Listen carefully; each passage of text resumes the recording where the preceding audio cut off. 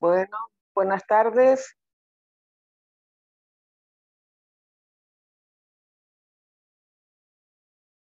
Ahí está Cecilia, ¿no? Buenas tardes, profesora. Disculpe, no me anda la cámara. Bueno. Eh,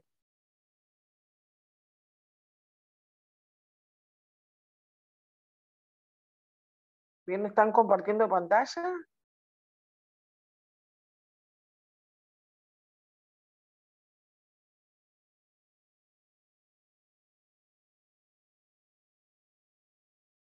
No sé quién le estará compartiendo, yo no.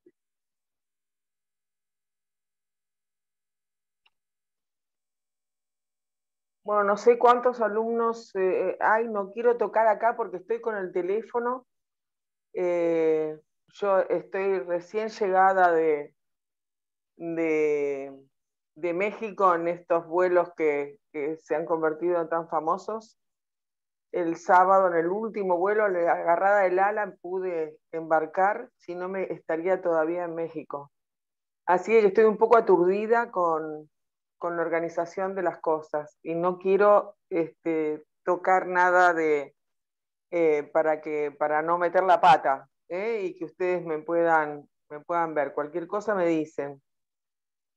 Entonces no quiero tocar donde están los participantes para ver la cantidad que hay. Veo al club Boca Junior un problema porque yo vengo de la contraria, pero Sí, veo acá pero una es pantalla. uno de los chicos que están compartiendo pantalla, porque nosotros también lo vemos, pero no sé de quién será eso. Sí. Pero sí pueden ver la cantidad de participantes, de asistentes que hay en la clase. Ya está haciendo las 18:31, porque antes en lo presencial habitualmente Sí, esperaba cinco minutitos más. sí, sí. Pero ya creo que somos bastantes. ¿Sí? Pero son silenciosos así siempre. Y a Tendríamos veces sí. Tendríamos que encontrar algún camino, ¿no? Para poder interactuar de algún modo con las clases, sobre todo en estos temas. Sí, Eh, Ahí sigue, a ver, no sé, pocos, muy somos. pocos. Son 13, vamos a esperar unos minutitos porque es un tema importante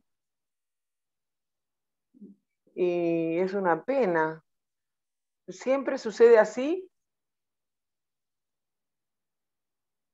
Y a veces se van sumando más tarde, o sea, en 10 Ah. minutos o Bueno, y 5. cuéntenme lo que están acá, entonces, si les sirvió la clase, vieron el material eh, que estaba subido. Cuéntenme un Sí, poquito. igual estamos teniendo problemas para hacernos el material de las clases, sobre todo de los Power, porque tarda mucho en subirlo. Ah, Entonces no, nos está costando ese tema y a veces por ahí con el tema de la clase grabada también a veces no la suben tan rápido y por ahí hay un tema que quizás costó entender y rever la clase está bueno en ese sentido, pero bueno, tenemos que esperar mucho tiempo a veces para volver a ver la clase, porque no la, demora mucho en subirla a YouTube. ah, ah. Bueno, sí, sí, este sistema tiene sus cosas. Yo esta mañana tuve un Zoom y en un momento, justamente quien convocaba se quedó congelado, no escuchaba, no podíamos establecer la actividad, una actividad importante, y no se pudo realizar. O sea, me parece que estamos haciendo lo que podemos, ¿no? Sí, sí, eso seguro. Creo Con que a este nivel sistema. Yo lo que digo que, bueno, que utilicen también la vía directa, la vía está bien, hay que hacerlo desde lo que es la plataforma, y todo, pero que también ya que no hay una interacción así de mirada, por lo menos que se utilice los otros medios informáticos que nos acercan un poco más. Mm. El correo es uno, yo tengo Skype, cualquier cosa, si hay alguna cuestión en particular que quieran, sobre todo cuando nos vayamos acercando ya al parcial, ¿no? Este, así que me parece que hay que buscar la manera ingeniosa de sentirse más cerca a pesar de las distancias. Sí, sí. Son ya, no sé si han pasado 5 minutos y comenzaría. Sí. Sí, son Bueno, menos. bueno, listo, vamos a conversar. Este es un tema eje, digamos, en realidad el régimen patrimonial del matrimonio, si ustedes lo comprenden bien, les va a servir para ahora y para el resto de su carrera. Hay mucha ausencia de conocimiento en relación al funcionamiento del régimen patrimonial y, y hay mucho mito también cultural en relación a ese mismo funcionamiento, ¿no? Por ejemplo, de considerar que las personas por la simple convivencia tienen algunos derechos que no se tienen o en la responsabilidad hacia los terceros, cómo se responde en general. Y esta confusión no viene solo del ego, no viene solo de aquel que no está entrenado en derecho, sino muchas veces ha venido de las propias personas de derecho, ¿no? O por ejemplo, situaciones que son fallos jurisprudenciales que han tenido que ver con ejecutar una deuda por considerarla común por el simple hecho de que la persona estaba de estado civil casada, sin que hubiera firmado el otro cónyuge en la solidaridad con la deuda. Esa, por ejemplo, es un antecedente y una razón por la cual desde hace muchos años y a partir de muchas situaciones que se generaron con la inscripción registral de los bienes y con las obligaciones de las deudas contraídas con los bancos, por ejemplo, por una tarjeta de crédito, es que el banco dice, no, momentito, usted es de estado civil casado, bueno, que venga su cónyuge a firmar también. Y muchas veces la gente firma, casi siempre, ¿no? Sin tener conocimiento acabado de la consecuencia de lo que significa esa firma. En ese sentido es que es sumamente importante tener el conocimiento del funcionamiento de la mecánica que tiene el régimen patrimonial matrimonial. Ustedes ya han tenido una clase por el cronograma, por lo que vi, y conmigo en este momento van a ver lo que es el régimen de administración, el régimen de deuda, pero para eso es necesario remontarnos a cuestiones que seguramente también ya a lo mejor la han visto como definición, que tiene que ver con qué es el régimen patrimonial del matrimonio, ¿no? Si yo les preguntara a ustedes qué es el régimen patrimonial del matrimonio. Y lo podemos definir, como lo define Marisa Herrera, como el conjunto de relaciones jurídicas de orden o de interés patrimonial que el matrimonio establece en un doble orden, en un orden que es interno, que hace a un funcionamiento interno, o sea, hay relaciones patrimoniales entre los cónyuges y entre estos con los terceros. El funcionamiento sería igual, son las mismas reglas, las mismas normas las que gobiernan las relaciones patrimoniales entre los cónyuges que con los terceros no. Y entonces nosotros vamos a analizar en esta clase en qué se diferencia este doble orden que se crea con este conjunto de relaciones jurídicas de interés patrimonial que tienen efectos hacia los cónyuges y hacia los terceros que contratan o se obligan o son acreedores de los cónyuges. Entonces, respecto de ellos, hay una función o una responsabilidad, podríamos decir, en la contribución que ambos cónyuges deben hacer al hogar por la educación de los hijos, por la conservación de los bienes, sobre todo de qué bien, del bien que es asiento de donde se aloja la familia, del bien familiar. Y esto vamos a ver cómo está impregnado por normas constitucionales que hacen a la protección jurídica de la vivienda familiar. En otros países, en el derecho comparado, la vivienda familiar está protegida de pleno derecho y tiene, como en el nuestro también, un rango constitucional esa protección.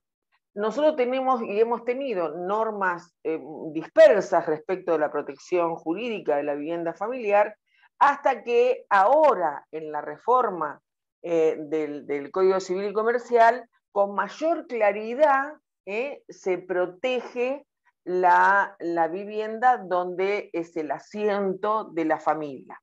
Entonces, ya sabemos, hay una situación de relación jurídica entre cónyuges, hay un deber de contribución entre estos frente a algunas situaciones, algunos bienes y algunas responsabilidades que tienen que ver, por ejemplo, con la descendencia, y también hay una contribución en la gestión de los bienes que es de titularidad de uno o de otro cónyuge. Todo esto lo vamos a ir aclarando.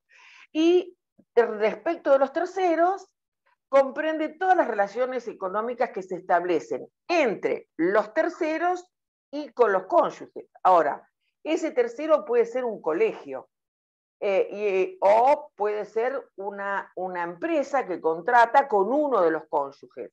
Y entonces lo que hay que saber cómo es el mecanismo es cómo se responde respecto de las obligaciones que están unidas, por otra parte, a la educación y a la situación alimentaria, donde ambos cónyuges están obligados, y cómo se responde frente a aquel que contrató con una empresa de manera individual y a título propio.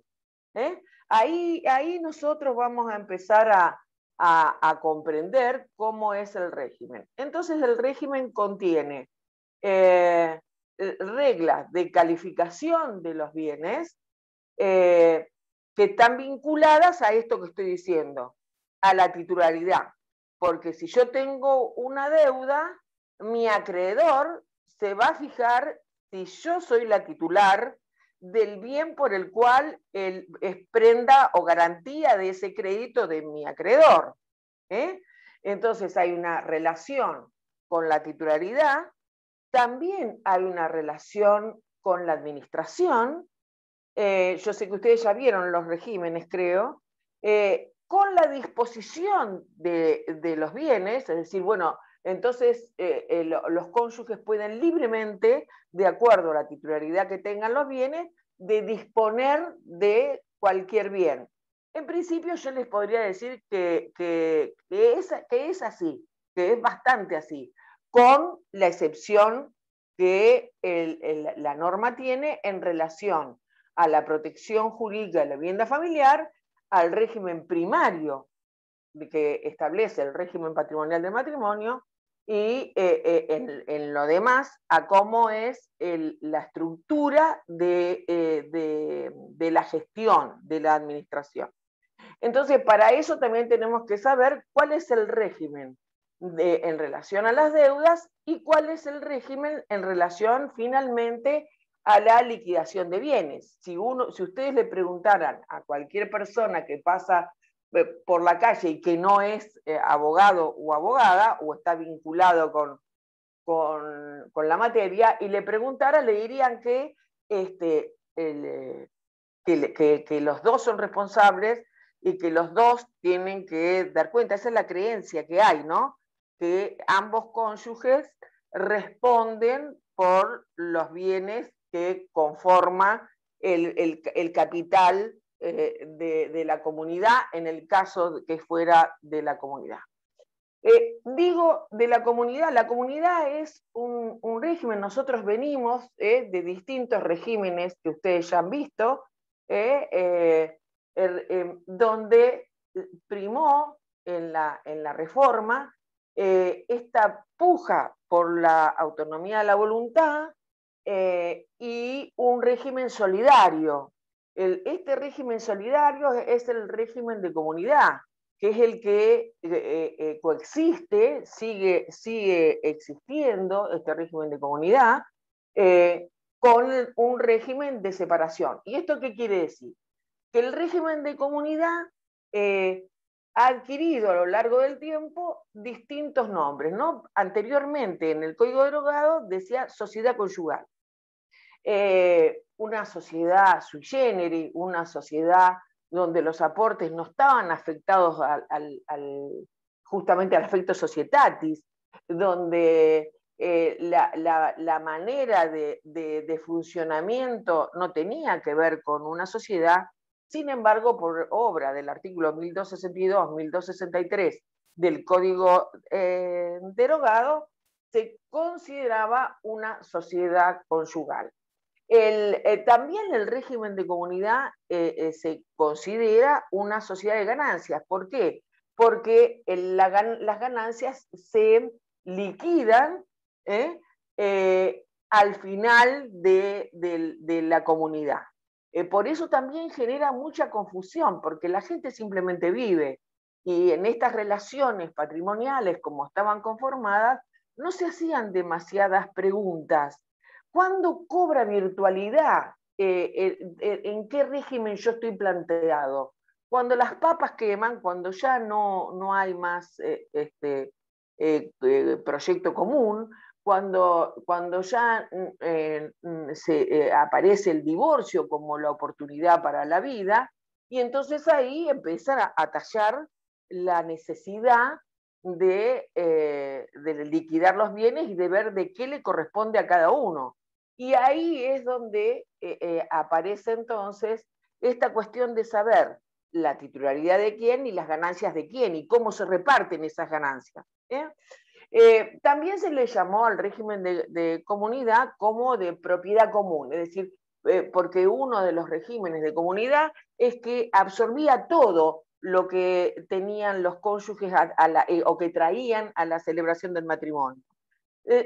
O algunos regímenes separaban exclusivamente los bienes muebles, que fue la primera etapa de nuestro Código Civil, y después directamente todo aquello que ingresara a esta comunidad y que tuviera una administración que básicamente con el transcurrir del tiempo fue separada después que este proceso que hablábamos en la clase anterior de autonomía del caso de la mujer, de la mujer, fue llevando hacia una apertura también en la gestión de los bienes. Es más, significativamente, uno de los antecedentes de lo que fue la capacidad jurídica de las mujeres se da justamente en la gestión, en la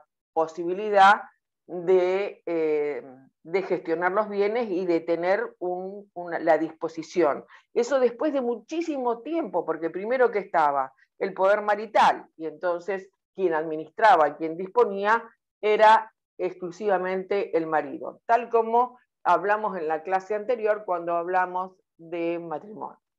Entonces, el régimen de comunidad se lo define como una masa de bienes que le pertenece a los cónyuges, a los esposos, y que se tiene que repartir entre ellos en caso de divorcio y liquidación de ese patrimonio, o en una masa sucesoria entre el sobreviviente y los herederos que tengan. O sea, cuando ustedes han estudiado que como causal de disolución del matrimonio está la nulidad, el divorcio, la ausencia con presunción de fallecimiento y la muerte, ¿no? Como primera cuestión. Y ahí que se disuelve también.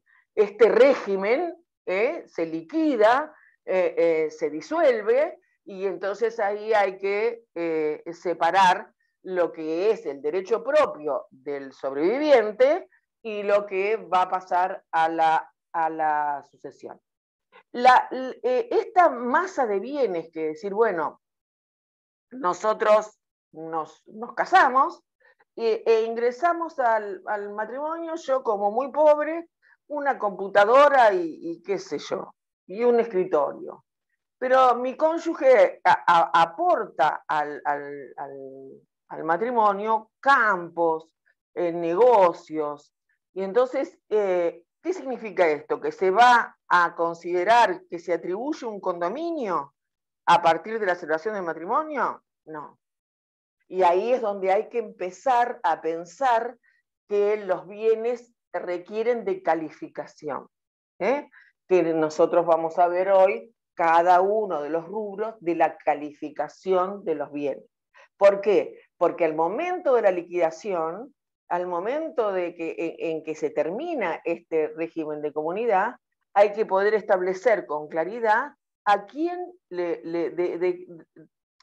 de quién son los bienes, por decir de una manera llana, casi vulgar, y si, supónganse, es ese que tenía un campo y que ese campo produjo a través de cosechas o a través de ganado y produjo bienes, a partir de la celebración del matrimonio va a haber que diferenciar lo que trajo, que era de él o de ella, y lo que generó, porque lo que generó sí pasa a ser común, pasa a ser ganancial. ¿Nos entendemos?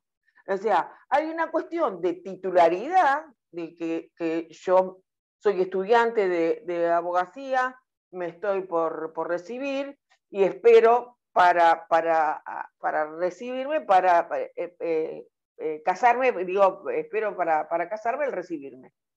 Y llevo a ese matrimonio una cantidad de bienes que ingresan a la masa patrimonial. Pero esto implica que yo voy a tener cotitularidad con mi cónyuge.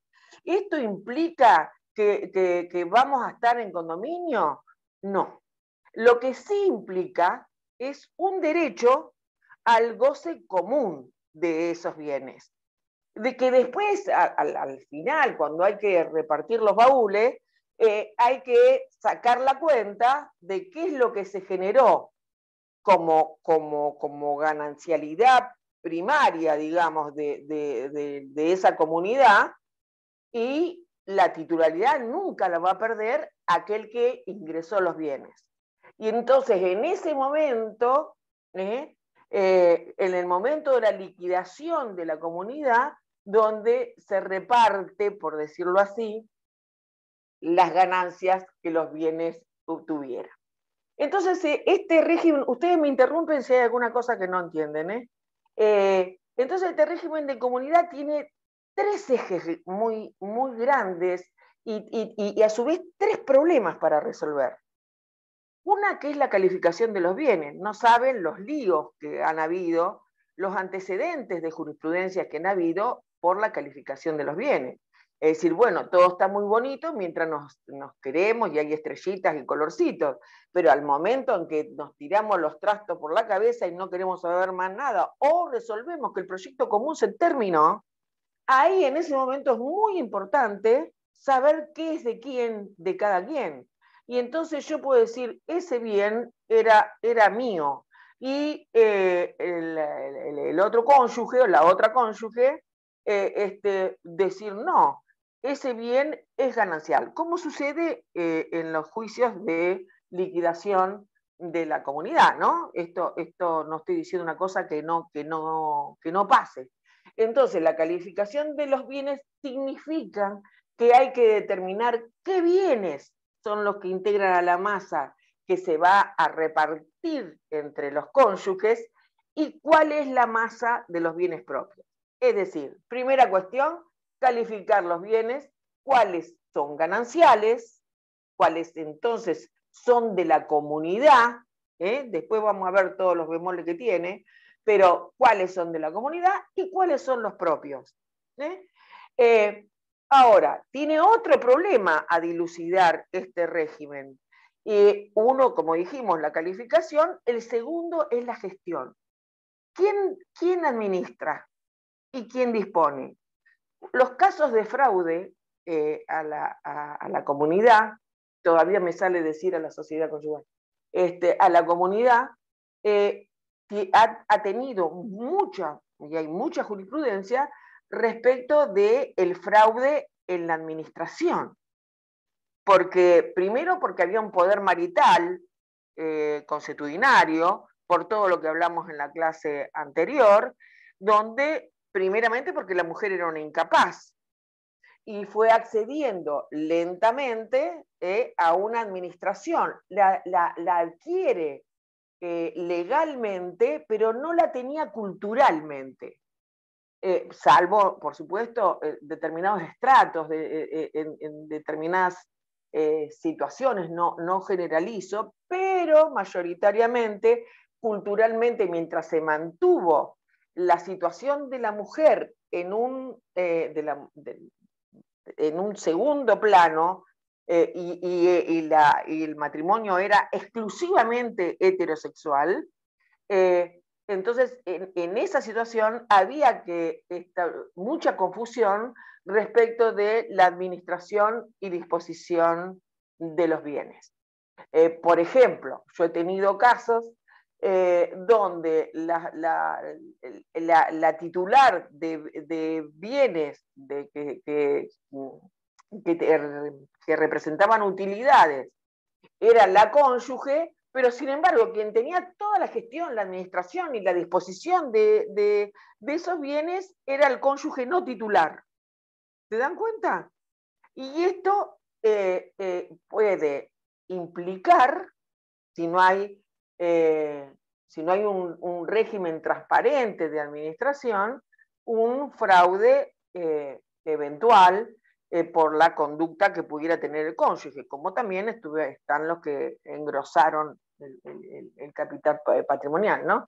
Bueno, pero lo cierto es que tenemos entonces tres ejes: la calificación de los bienes, la gestión para determinar quién es el que administra y quién es el que dispone, y el pasivo, que en nuestro caso es distinguir cuál es el régimen de deudas entre los cónyuges y los terceros, o las relaciones externas, digamos, y cuál es el sistema de contribución o de cargas que establecen las relaciones internas. Ya lo voy a explicar porque esto viene del 1275 del Código derogado, que hace a las cargas, y esto viene de un orden interno, de ese orden interno donde está comprometido la solidaridad familiar y donde entonces tiene que existir un deber de contribución en esas cargas.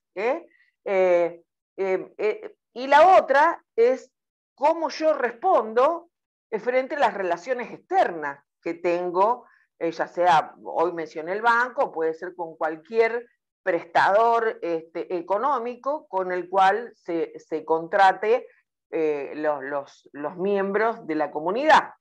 Es decir, finalmente es determinar con qué bienes enfrentar las deudas del matrimonio y si éstas dan lugar a que nazcan recompensa. Y acá voy por supuesto, a traducir al castellano. ¿Qué quiere decir?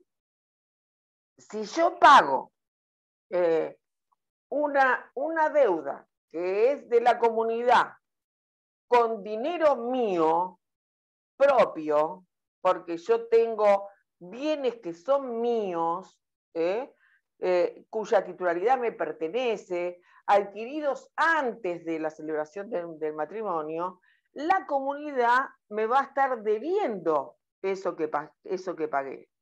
Eso es un crédito que se transforma en una recompensa. Por eso que al momento de liquidar no es que se pierde y todo se confunde. No, al momento de liquidar los bienes es cuando hay que establecer las recompensas, porque ahí nacen y es una operación contable que busca el equilibrio para poder, valga la redundancia, liquidar los bienes.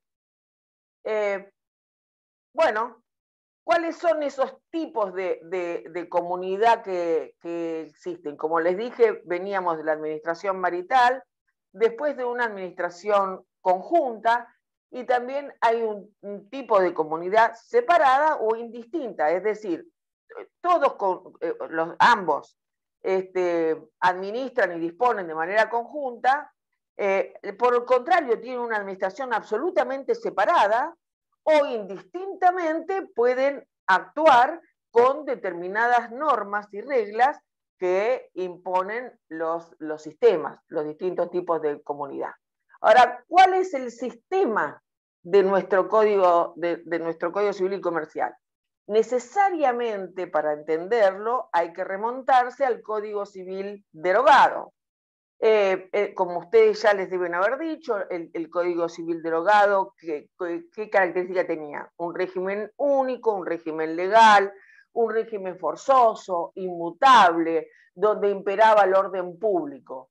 Y como decíamos en la clase anterior, el orden público versus la autonomía en materia patrimonial. Hay que dar seguridad y garantía a los terceros. Entonces,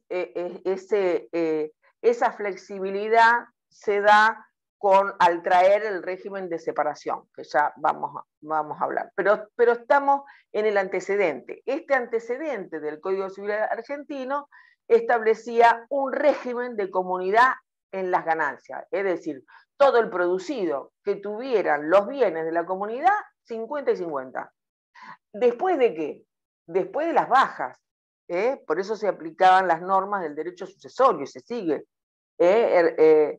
Para obtener un líquido partible, donde hay que pagar las deudas, la situación con los terceros, compensar, ver aquellos créditos que se tienen entre los cónyuges entre sí, los cónyuges con la comunidad, y poder establecer finalmente cuánto es el dinero que queda. Es una cuestión muy atravesado por lo contable.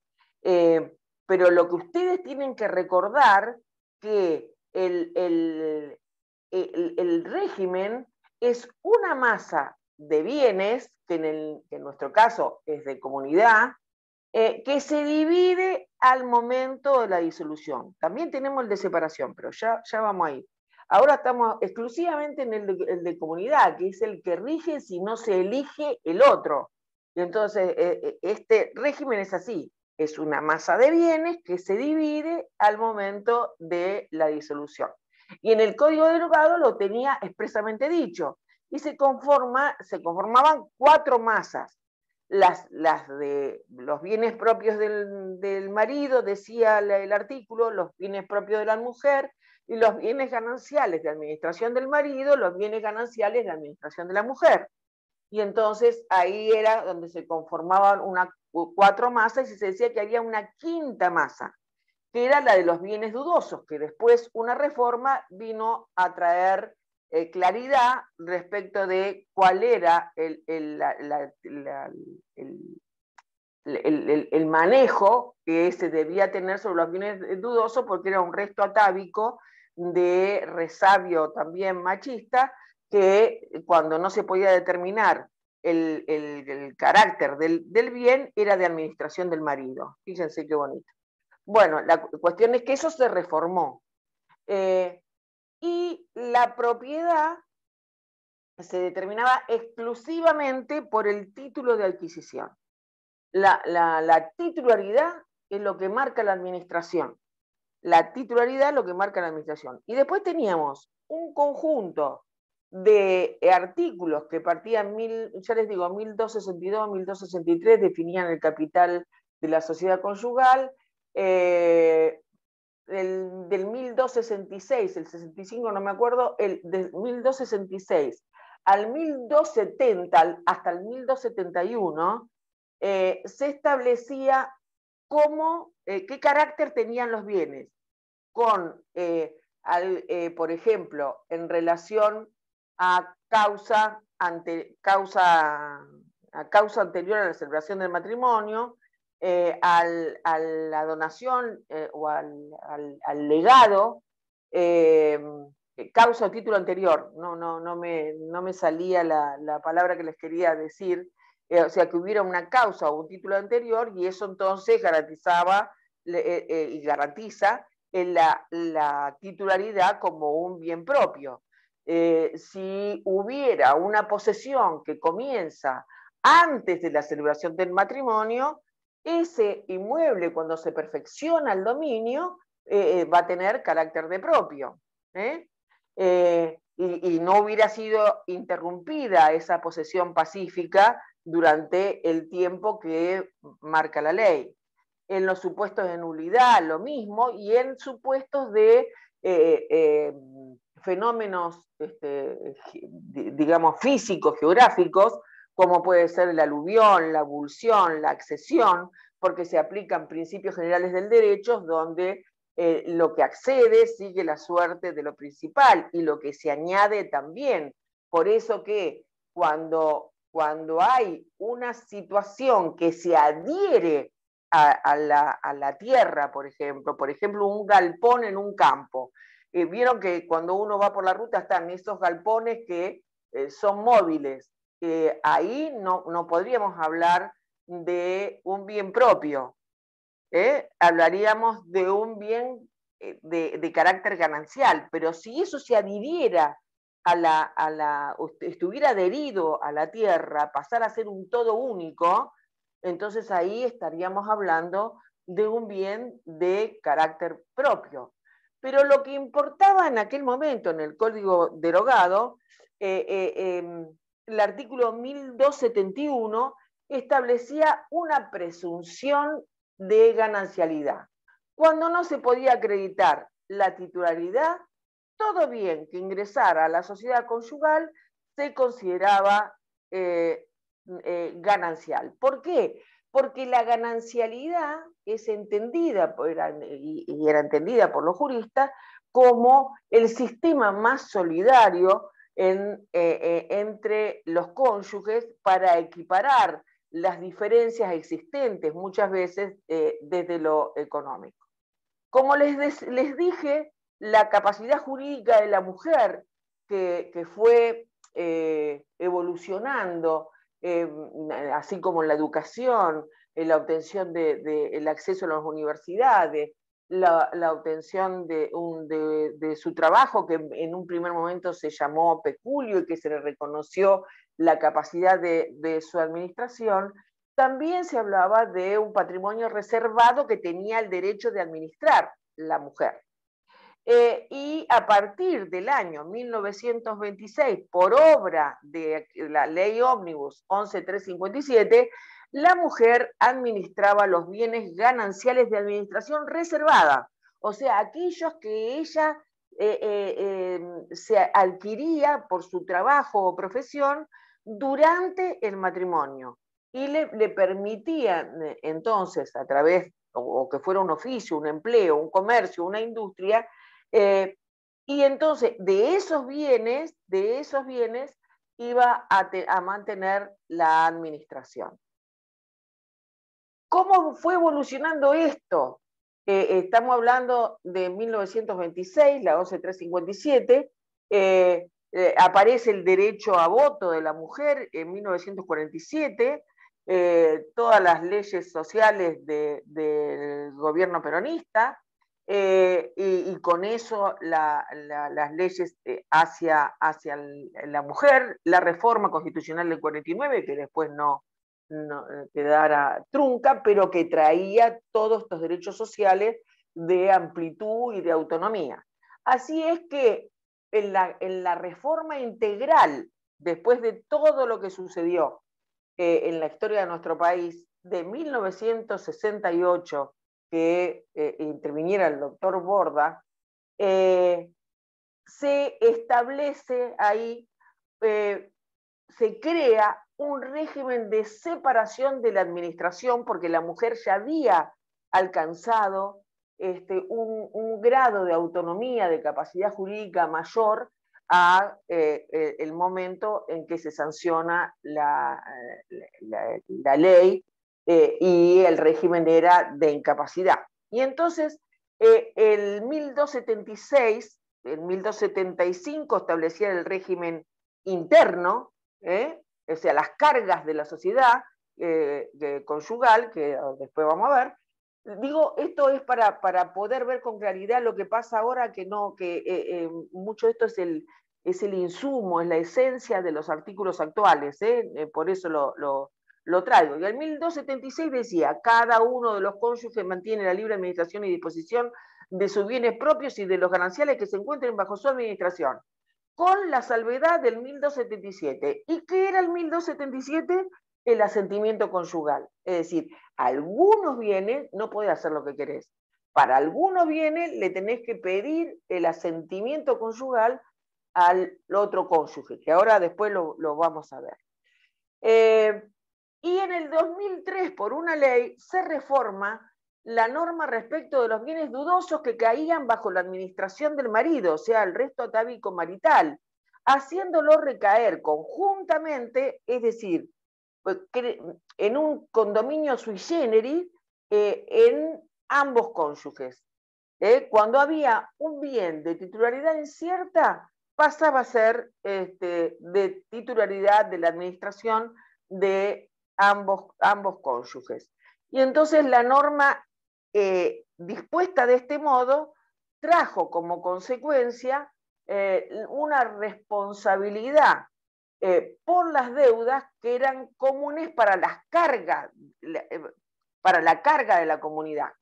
¿Qué son las cargas? La carga es la responsabilidad que se tiene con la conservación de los bienes, con las deudas comunes, o sea, las deudas que hacen al sostén de esa casa, con el alimento de los hijos. En aquel momento se establecían los hijos comunes y las personas con discapacidad que conviviesen con los cónyuges.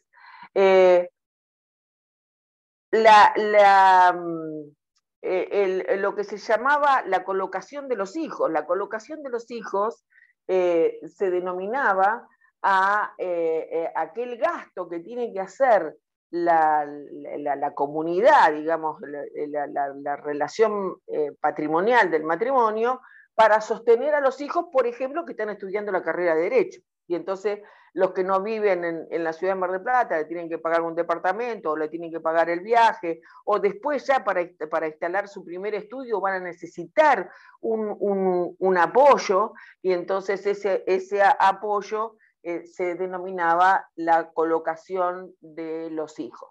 Entonces, esto era igual, el pago de la escolaridad, por ejemplo, el pago de las deudas que generaba la convivencia, el mantener lo que se tenía, la responsabilidad con los mayores, la responsabilidad con los hijos, alimentaria, las pérdidas por juego.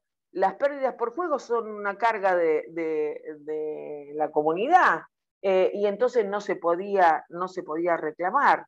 Y todo esto conformaba el 1275, que establecía, dicho así, un régimen interno de relaciones patrimoniales, porque yo les digo así, bueno, está bien, los dos tienen que tener la administración de los bienes, la conservación de los bienes que tengan, y sobre todo el bien donde es el asiento del hogar. Pero al momento de pagar, paga uno, por ejemplo. Y entonces lo que esa carga era obligación de uno solo, era obligación de los dos. Y esto es lo que vino a clarificarse a partir de esa famosa ley ómnibus la ley 11.357, porque hubo muchísimos juicios y muchísima jurisprudencia respecto de este orden interno y cómo se relacionaban las deudas de este orden interno con el orden externo. Es decir, las inversiones, supóngase que pudiera ser la comunidad o en aquel caso la sociedad conyugal con terceros. Y eso entonces responde de otra manera, porque al tercero no le importa todo esto. Esto es una cosa que va hacia adentro, es el orden interno, ese circulito, y esto por favor ténganlo claro. Hay un orden que está dado hoy por el régimen primario de la comunidad y de los convivientes también, donde ambos solidariamente tienen que responder por todo eso. Pero hay un orden que es propio, que es el que se responde con los terceros.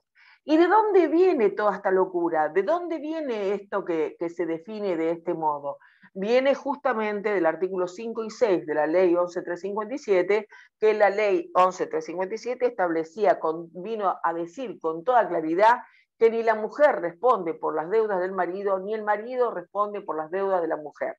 Y el artículo 6 traía la excepción para aquellas obligaciones que hacen a las cargas, o sea, a las necesidades del hogar, a la educación de los hijos, a la conservación de los bienes comunes. Y entonces el tema era cómo respondían el que pagaba y cómo respondía el que no pagaba, digamos, porque siempre va a haber un titular, va a haber aquel que se compromete con la obligación. Entonces, ahí se respondía, o algunos decían subsidiariamente, porque unos respondían con los bienes, el cónyuge respondía con los bienes propios y con los bienes de la administración ganancial. Ahora llega el código actual, el Código Civil y Comercial de la Nación, que trae los principios de igualdad entre cónyuges, que trae el principio de solidaridad, de responsabilidad familiar.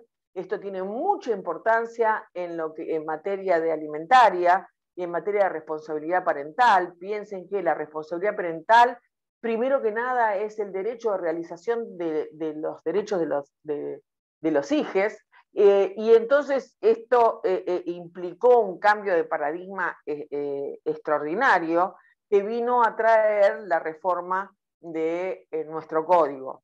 Pero trae también una claridad en el funcionamiento de la responsabilidad familiar y la autonomía de los cónyuges. Esta autonomía se quiso vislumbrar también dentro de lo que es el régimen patrimonial. No es solamente de las relaciones personales, sino que impactó en las relaciones patrimoniales.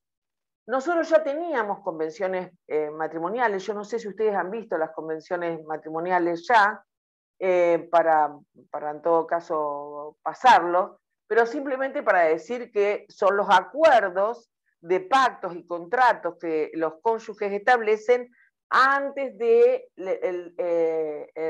respecto del régimen patrimonial del matrimonio, que también es aplicable a la unión conyugal.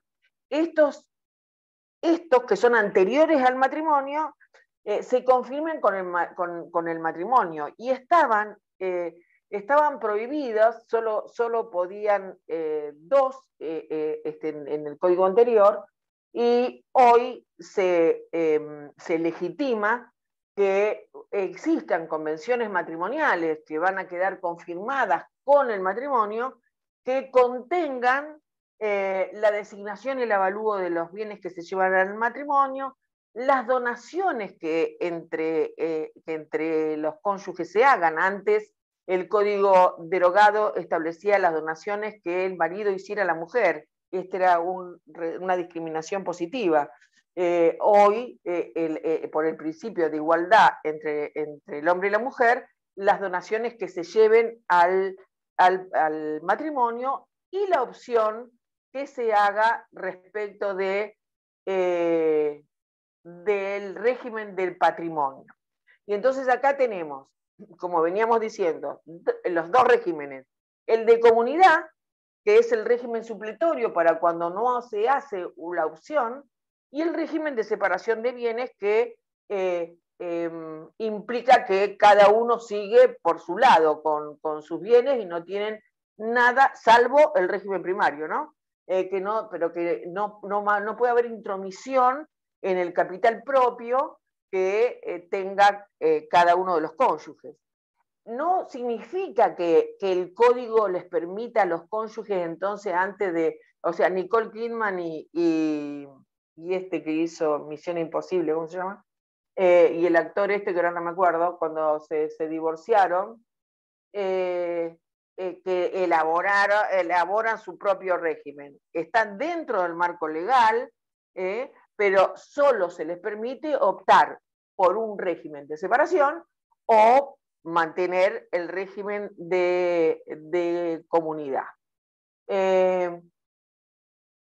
Estas convenciones, ¿cómo se hacen? Se hacen a través de escritura pública y, como les digo, habilita la opción de modificación del régimen patrimonial. ¿Cuál es el momento de optar por la modificación del régimen patrimonial?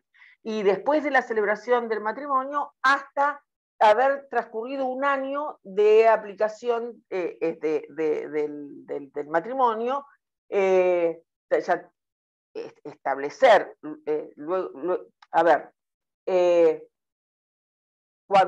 después de transcurrido un año pueden optar por la aplicación de este régimen diferenciado, que es el régimen de separación, y se tiene que anotar en el acta del matrimonio. Acá no estamos pensando en los terceros. Los terceros, ¿qué pueden hacer? Y los terceros podrán oponerse, es decir, a mí no me es oponible, me es absolutamente inoponible la opción que hacen los cónyuges de alterar el régimen patrimonial del de comunidad por el de separación, si están dentro del año partiendo desde que conocen el cambio de régimen patrimonial. Espero que esté claro porque no es para nada complicado. Ahora, vamos a las disposiciones comunes que tiene el régimen primario del patrimonio. Como les dije, hay un régimen primario que sí es imperativo. Y hay un régimen donde impera la autonomía de la voluntad. Pero hay un régimen que está normado por el artículo 54 y siguientes como régimen primario operativo, que es de orden público, inderogable, donde establece el deber de contribución que los cónyuges tienen para sostenerse recíprocamente mientras dure la convivencia. Y establecer también el deber alimentario durante el tiempo del proyecto común de vida, durante la convivencia en relación a contribuir al sostenimiento del hogar. ¿Y esto qué comprende? Porque no es tan fácil, ¿no? Serían las cargas, lo que hablaba del 1275, puesto detallado acá, con una comprensión mayor a la vida de hoy, a la vida en la que estamos todos. Entonces, comprende los gastos del hogar, que son todos aquellos gastos requeridos para el desarrollo de la familia, para el bienestar de la familia, que implican mobiliario, gastos de salud, conservación de los bienes de uso común, el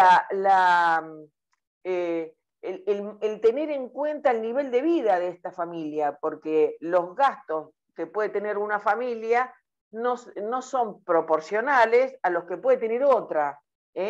Entonces tiene que ser tenido en cuenta también al momento de justiciarlo.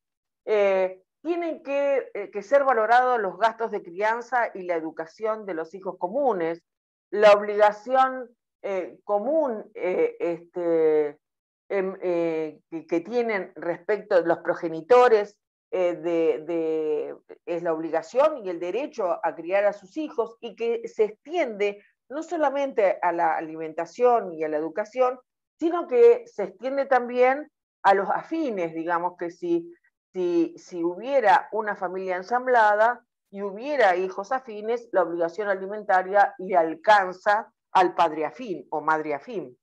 Y el 659, el artículo 659, delimita el contenido de la obligación que comprende la satisfacción de las necesidades de los hijos en relación a la manutención, al esparcimiento, a la educación, a la vestimenta, a la habitación, a los gastos por enfermedad y los gastos, como les decía, de la colocación de los hijos, que se llamaba antes, que es para adquirir una profesión en el caso del oficio. Bueno, esto está ligado entonces a algo que ustedes tienen que tener muy en cuenta, que en el régimen primario cede la autonomía a la voluntad, y lo que prima es el principio de solidaridad familiar.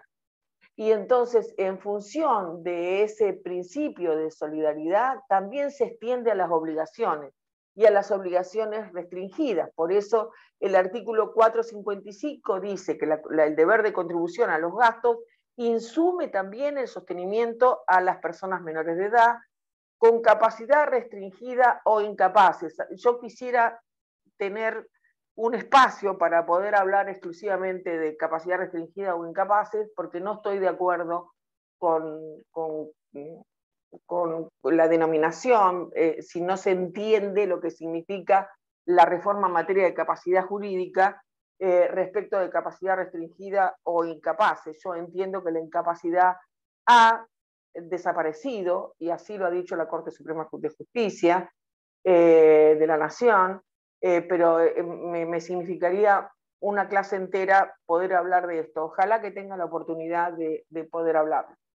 Entonces, la obligación de contribución, el fundamento es la comunidad de vida establecida. Es concordante ontológicamente con el artículo 676 del Código Civil y Comercial de la responsabilidad alimentaria y asistencial, y consagra además el deber subsidiario de alimentos respecto del hijo o hija afín. Y otro cambio muy, muy significativo que tiene es que se le otorga valor como aporte al trabajo doméstico. Bien, ahora tendríamos que hablar de la vivienda, ¿no? Porque dentro de lo que es este deber de contribución, dentro de lo que hace el régimen primario, hay se diagramó la protección de modo tal que se trae una nueva figura, que es la inejecutabilidad de las deudas, que esto es sumamente importante. Está un poco ligado a lo que sería el bien de familia, pero con mayor claridad. O sea, el bien familiar es inejecutable por deudas que se contraen después de la celebración del matrimonio. Y este espíritu de la protección a la vivienda familiar tiene raíz constitucional.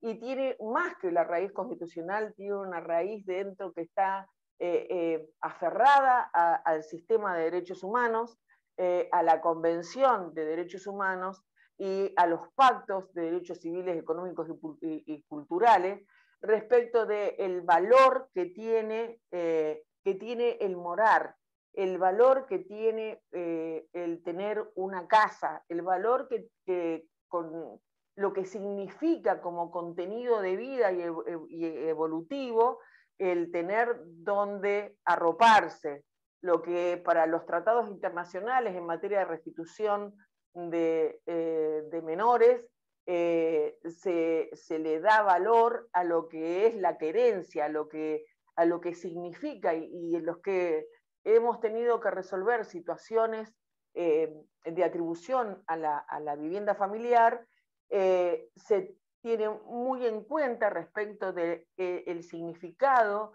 y la importancia que la vivienda tiene para el valor integral, la integridad de, por ejemplo, en el caso de niñas. Muchas situaciones que escapan a la posibilidad que yo tengo en una clase de relatarles, pero lo que sí quiero que al menos tengan, que esto no viene de cualquier cosa, esto viene de una evolución doctrinaria, del impacto de los derechos humanos y de cómo estos derechos humanos bajaron para proteger a la vivienda familiar, no desde un punto de vista patrimonialista, porque la vida cambió y entonces la mirada es mucho más holística e integral y lo que se preserva es la posibilidad de la persona como un centro de imputación de derechos.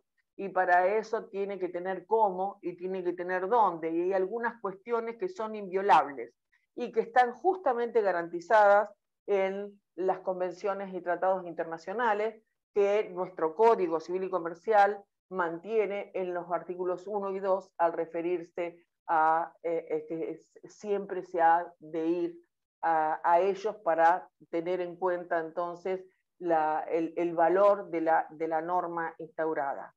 Y otras está en el ámbito del derecho de familia, hay muchas normas de protección a la vivienda familiar, la atribución, por supuesto, el asentimiento conyugal del 456 es otro, es que rompe este principio de autonomía, que junto con la inejecutabilidad de la vivienda, sin ser un bien de familia, simplemente en que no pueden ejecutarse por deudas contraídas que afecten, que tengan que ver con la conservación del hogar familiar, está el asentimiento conyugal. ¿Y el asentimiento conyugal qué es? Es que ninguno de los cónyuges puede, sin el asentimiento del otro, disponer de los derechos de la vivienda familiar, ni de aquellos de lo que se llama menaje, aquellos inmuebles indispensables que están dentro de la casa, ni los pueden transportar fuera de ellos. El 1277 famoso del Código Derogado decía el consentimiento. Acá se clarificó lo que por vía de jurisprudencia ya se había hecho, porque consentimiento implicaba un consenso, o sea, de dos partes en un acto jurídico, y el asentimiento desplaza a una de las partes y hay un titular del acto jurídico que se realiza. Esta parte desplazada, el cónyuge que no forma parte de un acto de disposición, es a quien hay que requerir el asentimiento de esa venta si esa venta afecta derechos sobre la vivienda familiar. Entonces, ese cónyuge no forma parte del acto. Esa cónyuge no hay que pedirle certificados, no tiene responsabilidad, no hay incumplimiento. Lo que otorga es la validez de ese acto que fue discutido qué pasaba si de todas maneras se producía la disposición de un bien que afectaba a la vivienda familiar sin el asentimiento del cónyuge. Numerosísimas situaciones que les podría relatar que han sucedido. Y también con los bienes muebles. Entonces, lo que queda claro con la reforma es que si el que no ha dado el asentimiento para que se disponga de un bien, puede pedir la restitución del bien y ese acto es nulo. Antes había una discusión entre si era nulo o era inoponible, pero la reforma vino a traer la respuesta más democrática, la respuesta más solidaria, que es restitución del bien para aquel que no dio el asentimiento conyugal, y la restitución también de los bienes muebles que están adentro de la casa, si no se cumplió el plazo de caducidad de 6 meses después de haber conocido el hecho, ¿no? Y no más de los 6 meses de la extinción del régimen matrimonial. O sea, ustedes saben que los plazos en esta reforma han sido entre los 6 meses y el año, no más. Se han quitado todos los plazos de 2 años que existían antes. Lo cierto es que la vivienda familiar no puede ser ejecutada por deudas contraídas después de la celebración del matrimonio, excepto que lo hayan sido por ambos cónyuges de manera conjunta, o por uno solo, pero con el asentimiento del otro. El fundamento es, como les decía, el derecho a la vivienda familiar. Está relacionado con dos principios que uno, o con tres podría decir: la accesibilidad, la igualdad de oportunidades. A su vez, la igualdad de oportunidades adentro de ella tiene el diálogo civil, la participación igualitaria del hombre, y la mujer, digamos, el derecho a la igualdad, la no discriminación, y sobre todo tiene que ver con la dignidad. Y la dignidad, si nosotros volviéramos a un principio de filosofía, pero vamos a construirla desde el derecho, la dignidad tiene como adentro de la dignidad, el corazón de la dignidad se conforma con la libertad y la autonomía. ¿Qué es lo que pasa? Que la libertad y la autonomía muchas veces tienen que jugar su propio juego para que una prevalezca por sobre la otra, porque si está, como en la pandemia, una situación que nos afecta a nuestra libertad, tiene que ceder la autonomía, pero la dignidad tiene fases que hace, en definitiva, para el derecho, es que una persona pueda tener un proyecto de vida, que cuente con bienes realizables, y entonces por eso es que no puede quedarse sin una casa digna para vivir, y por eso la protección jurídica a la vivienda familiar, y tercero, que es lo que han dicho la Corte Constitucional colombiana y la Corte Constitucional argentina, es a no ser humillado. Entonces, a partir de ese corazón que conforma la dignidad de la persona, es que podemos hablar de igualdad de oportunidades y de acceso a condiciones de vida digna cuando uno tiene la posibilidad de tener un techo, ¿no? De tener un proyecto personal y familiar, y este es el fundamento que cuenta el asentimiento conyugal. El 522, respecto del derecho real de habitación, la atribución de la vivienda en caso de muerte del conviviente, lo que ustedes van a estudiar oportunamente, también tiene este mismo sentido. ¿Cuáles son los actos que requieren el asentimiento conyugal? Todo acto, quiero llegar aunque sea la calificación de los bienes, todo acto que implique atentar de alguna manera con el goce de ese alojamiento que la familia debe tener dentro de la estructura de una vivienda. Me encantaría poder decirle muchas cosas relacionadas con la vivienda y nuestra ciudad, pero no nos dan los tiempos. Entonces, los actos que requieren asentimiento conyugal son aquellos que restrinjan o impidan el uso de la vivienda familiar. ¿Cuál es la situación de los bienes muebles? Se extiende esto mismo, esa misma protección que se le ofrece a la vivienda, a la estructura de la vivienda, también a los bienes muebles. Y son aquellos bienes muebles que no son suntuarios, o sea, aquellos bienes muebles que son imprescindibles para las necesidades básicas del hogar y de la vida, ¿no? Pero nada que tenga que ver con luz. Entonces, tengan en cuenta cuáles son los efectos, primero, qué es el asentimiento conyugal, cuál es el fundamento, para qué se da y cuáles son los efectos. el efecto es entonces la nulidad del acto. Se dio por tierra la discusión doctrinaria respecto de si esa falta de asentimiento, ¿qué significaba?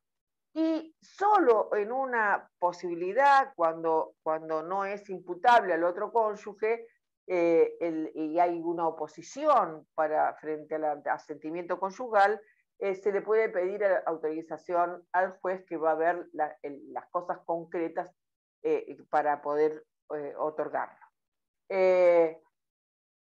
La inejecutabilidad, a diferencia, ¿no? La inejecutabilidad de la vivienda y los requisitos que tiene es que es la extensión jurídica que tiene la protección de la vivienda familiar.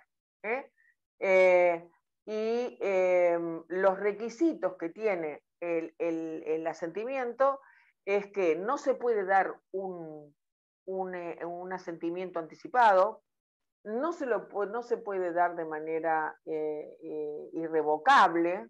Ese asentimiento tiene que ser respecto del acto y de los elementos constitutivos que el acto tiene. Es una declaración unilateral, es una declaración voluntaria, es una declaración plena y libre. Zanoni habla de que aquel que presta la condición como les decía hoy, es simplemente para la validez del acto, pero que no tiene ninguna responsabilidad con el acto. Entonces, que les quede grabado que el cónyuge que no forma parte del acto no tiene responsabilidad ninguna. La forma correcta en que se debe, en que se presta el asentimiento es mediante escritura pública. En 1184 se impone la escritura pública para hacer eso. Y recuerden que no puede haber un asentimiento anticipado general, sino por cada acto. Si bien yo puedo prestar con anterioridad al acto, no puede ser para todos los actos, sino para un único acto.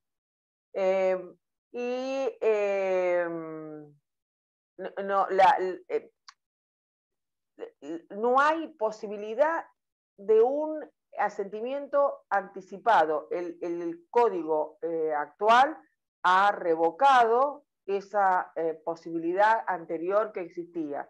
Está prohibida la irrevocabilidad del asentimiento.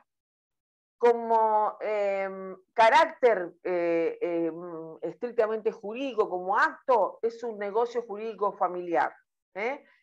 Como dijimos, es no formal, es unilateral, es especial, es revocable y es sustituible por autorización judicial por vía excepcional. Recuerden también que el artículo 458 prevé la posibilidad de la venia supletoria, o sea, de la autorización judicial. Nosotros en tantos años nunca tuvimos, yo al menos como jueza, nunca tuve, una sola vez tuve una venia supletoria, pero no es algo que esté dentro del circuito tribunalicio la autorización. Pero si en el caso de que fuera, la legitimación la tiene el cónyuge propietario del bien, del acto de disposición, y también el representante legal si lo tuviese, ¿no? También puede ser solicitada cuando esto perjudica a un tercero contratante. Voy a tener que saltar algunas cosas que tengo acá para decirles algo, porque si no, no voy a llegar con el tiempo, ya tengo 15 minutos nada más. Que quiero volver al régimen, ¿no? ¿Se acuerdan? Calificación, gestión, responsabilidad. La responsabilidad es deuda. Acá estamos dentro de lo que es el régimen primario. Y entonces, la responsabilidad, ¿cuál es? Hay un orden interno por el que los cónyuges, por este deber de contribución, tienen que responder, y cómo responden. Antes decían que era subsidiariamente aquel que era titular de la deuda. Los cónyuges responden solidariamente por las obligaciones que contraen para solventar los gastos y las necesidades ordinarias del hogar, de la educación y del sostenimiento de los hijos. Artículo 455 del Código Civil y Comercial. Salvo esto, salvo el 455, los cónyuges no responden por las obligaciones que contraiga el otro. Entonces, guarda con esto, el principio es de separación de deuda. O sea, tenemos un principio de separación de deuda, salvo la responsabilidad solidaria por aquellas obligaciones contraídas por uno de ellos para solventar los gastos del hogar o el sostenimiento, la educación de los hijos de conformidad con lo que establece el artículo 455. Grábenselo, principio separación de deuda, administración separada. Entonces, la responsabilidad frente a terceros y la cuestión de la contribución en la deuda en relación con el régimen de comunidad está definida por las cargas del 489, las cargas y las obligaciones personales. Recuerden que hay un orden interno y un orden externo. Las cargas están definidas en el 489 del Código Civil y Comercial ambos responden solidariamente. ¿Por qué? Porque la regla de la separación de las deudas cede ante los principios de solidaridad familiar. Las excepciones siempre se van a configurar por las deudas contraídas para satisfacer ¿qué? Las necesidades del hogar.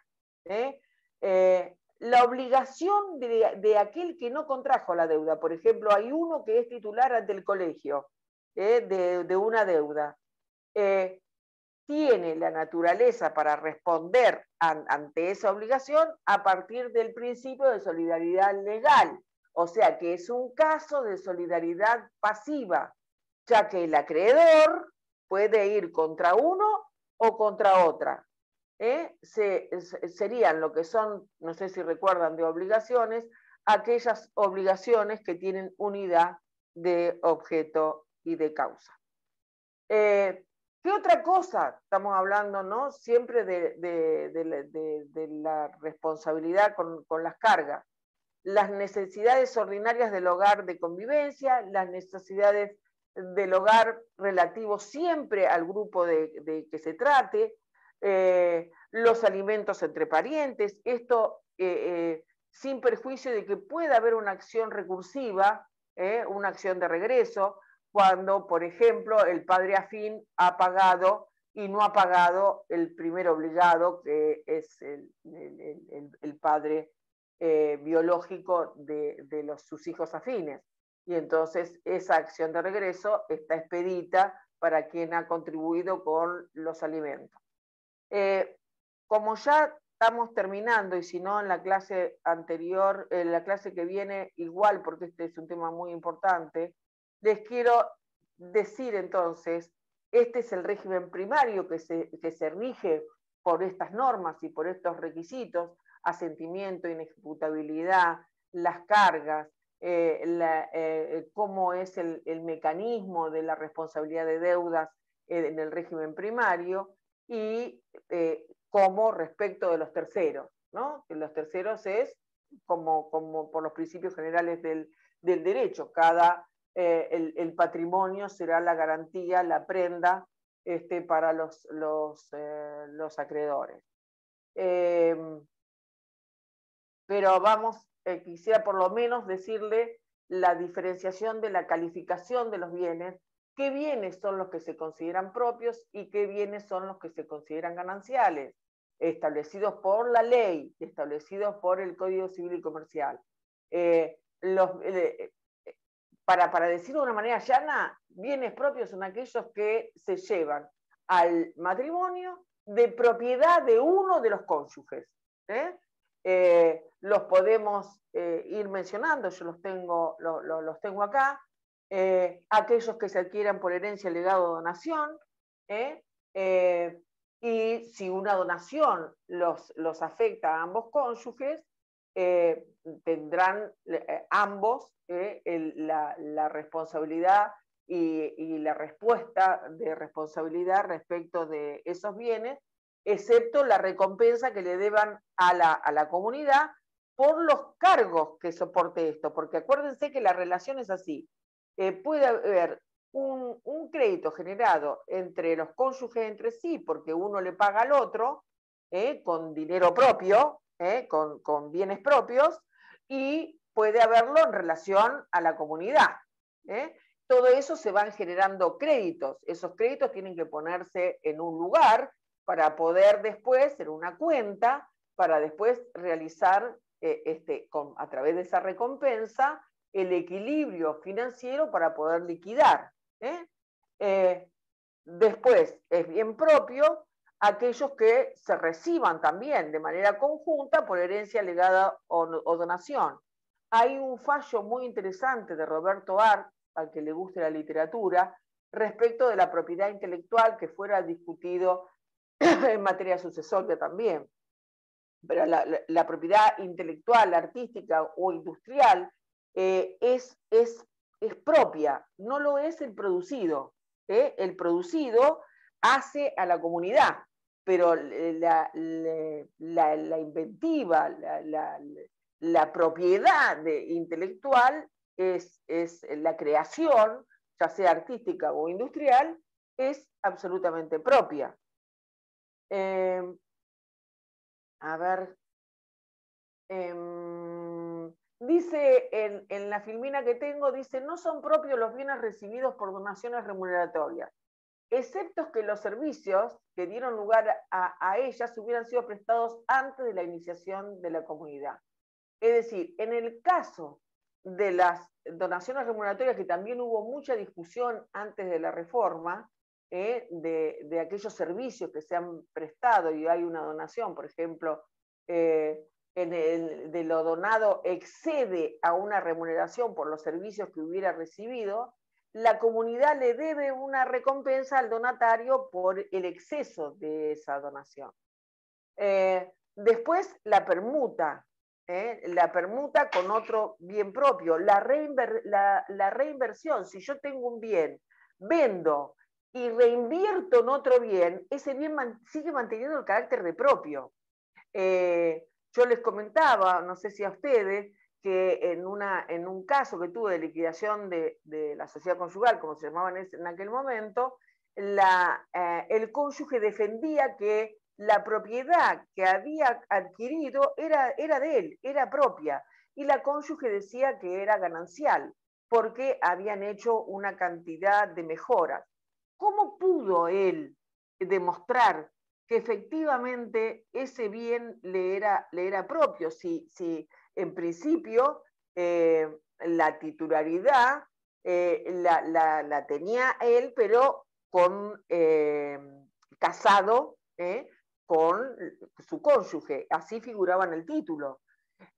Lo pudo demostrar porque demostró la inversión y la concatenación escritural que hubo de los fondos con los cuales adquirió el bien. Es decir, él había tenido una porción hereditaria, se había depositado ese dinero en la sucesión, él extrae ese dinero y en el mismo día realiza la operación. Y este era un principio que estaba dado para la mujer cuando la mujer era incapaz en el artículo 1246 del Código Civil, que decía que, como la mujer era incapaz, que debía de constar en la escritura de dominio que el bien que se adquiría con dinero propio de la mujer. Y acá sucede esto, o sea, es una regla de oro que en las escrituras, y esto acuérdense, no para ahora, sino para el día que ejerzan la profesión, que en las escrituras tiene que decir el origen del dinero, o la reinversión de la venta que se haya hecho para poder después, más tarde, si hay litigio, acreditar la titularidad de ese bien. Las indemnizaciones que por consecuencias no patrimoniales son propias, salvo el lucro cesante, que va a estar siempre caracterizado por una cuestión alimentaria. El derecho a la jubilación o a la pensión, el derecho de alimentos, si bien el producido tiene un carácter ganancial de las cuotas de vengada, el derecho es, por supuesto, un derecho absolutamente propio. Los bienes, la plena propiedad de los bienes cuya nuda propiedad se adquirió antes del comienzo de la comunidad y que después se perfecciona el título entre usufructo y nuda propiedad. Y entonces eso mantiene el carácter de propio.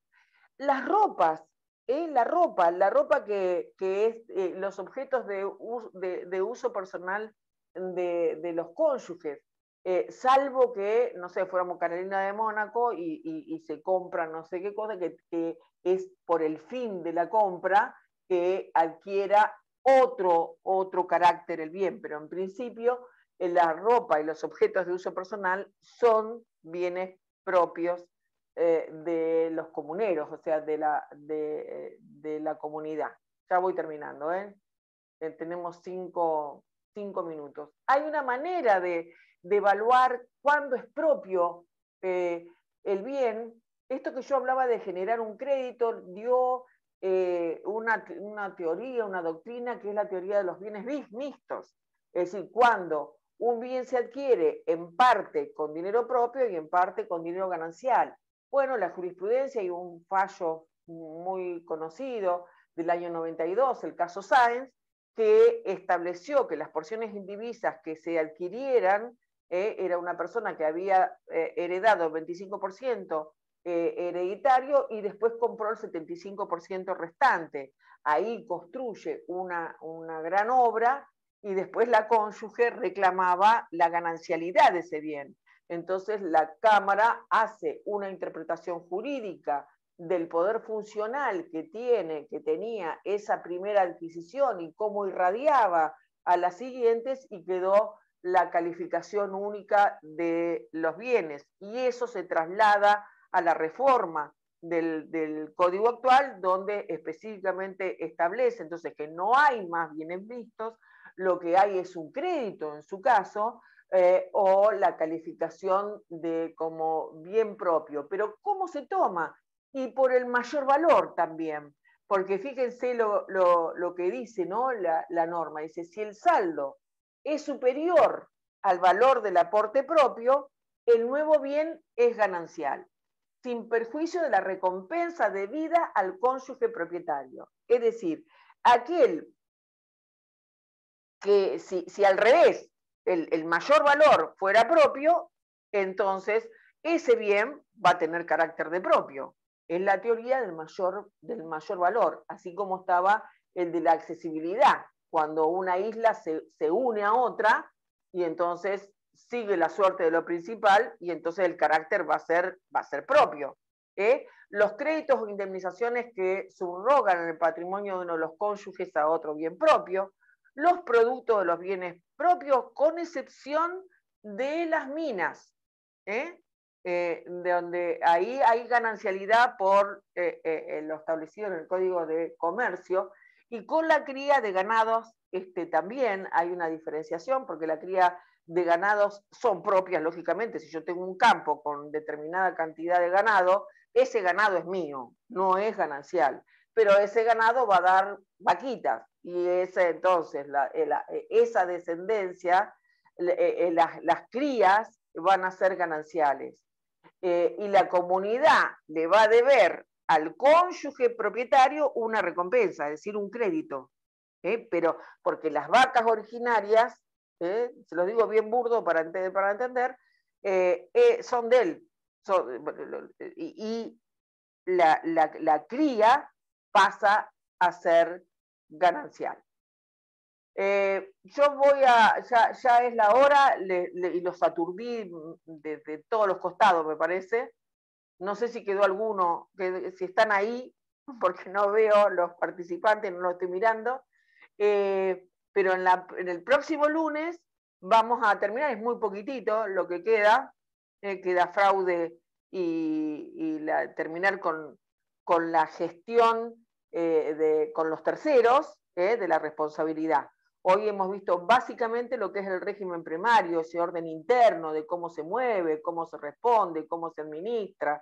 Recuerden que la administración es siempre separada, aunque la responsabilidad sea solidaria, cuáles son las cargas, lo que es el asentimiento.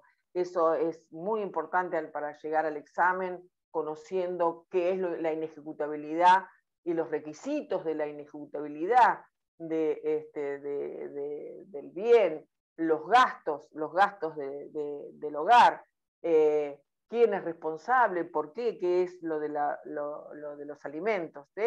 Bueno, esto es básicamente lo que hace al orden interno y después terminaremos de analizar el orden externo con los terceros, ya fuera de lo que es el régimen primario, simplemente por la calificación de los bienes en propios y gananciales y quién responde de acuerdo a la titularidad y cómo se responde. Bueno, hasta aquí llegamos, son las 8. A ver. Gracias, doctora. Bueno. Hasta la semana que viene. Muy bien. ¿Le puedo hacer una consulta? Sí, por supuesto.